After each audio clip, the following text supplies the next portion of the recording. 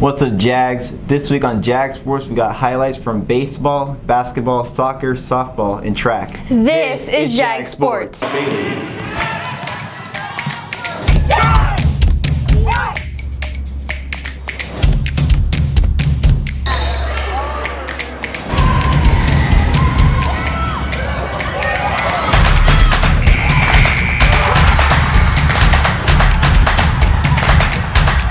Next year, when you look at the JAG football schedule, you may notice that MacArthur is no longer in our district play.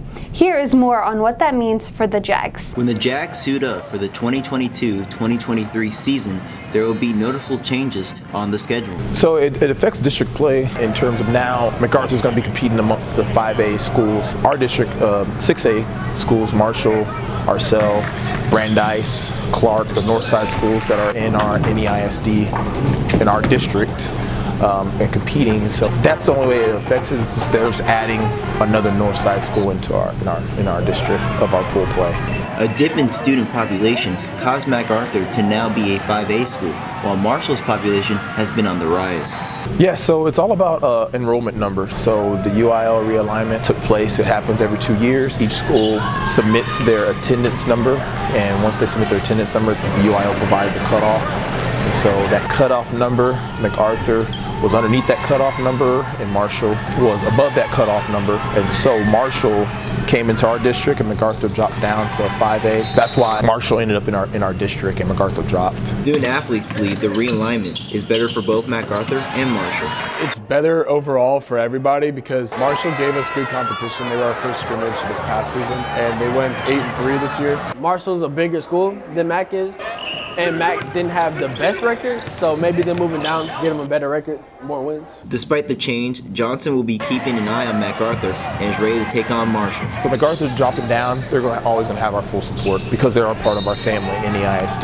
Careless mistakes and just being disciplined, and especially when they play Marshall because they are a unique offense that's going to require discipline, team discipline at that.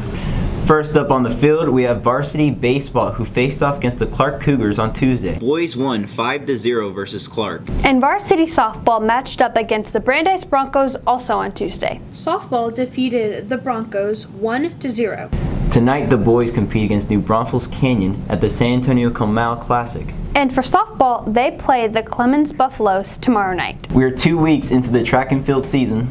This afternoon, they will be competing at the Northside District Meet at Gufferson Stadium. After spring break, they will be competing at Hero Stadium.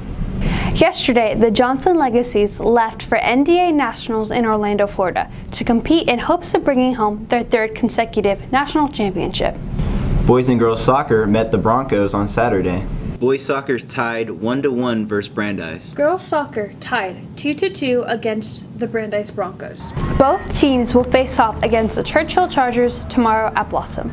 Turning to the court, the girls basketball team advanced to the third round of the playoffs. And this hasn't happened in 5 years. Last Tuesday, they played in the semi-quarterfinals against Clark, but their season ended with a loss. The Jags' 2022 season ended against the number 3 ranked Clark Cougars, despite making a comeback through the second half with a final score of 62-52. I think it's a really great accomplishment, but I feel that we had a really good final game, and it was against a really good team. We were largely an underdog this season, and I think coming out and showing that we can get to the third round, that we can compete at that level, was a really great accomplishment for our season. I'm proud of my girls. They fought through a lot of adversity, and Sierra McDermott, her group, this group of seniors now, they were freshmen on varsity, and we had maybe 3 returning players, so that whole team was new, and then each year has been kind of a building off of that. So for me, this season was kind of like a breakthrough and just a great way for me to end my senior year. This had been the first time in a few years the girls basketball team had advanced to the third round. So girls basketball has become more on the map, and I think it just increases our expectations each year. Now we have like a new goal, like okay, we can get to the third round, let's get to the fourth, let's get to the fifth, let's get to state. And I think every year it's just going to keep getting better and better, and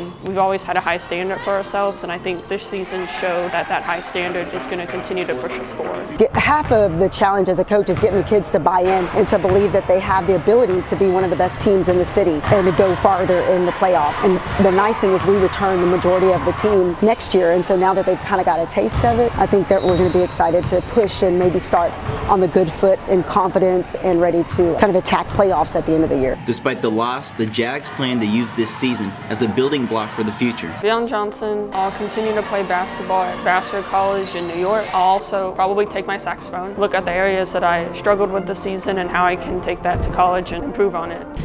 That's it for this week, Jags. We will see you after the break with more spring sports and more JAG action.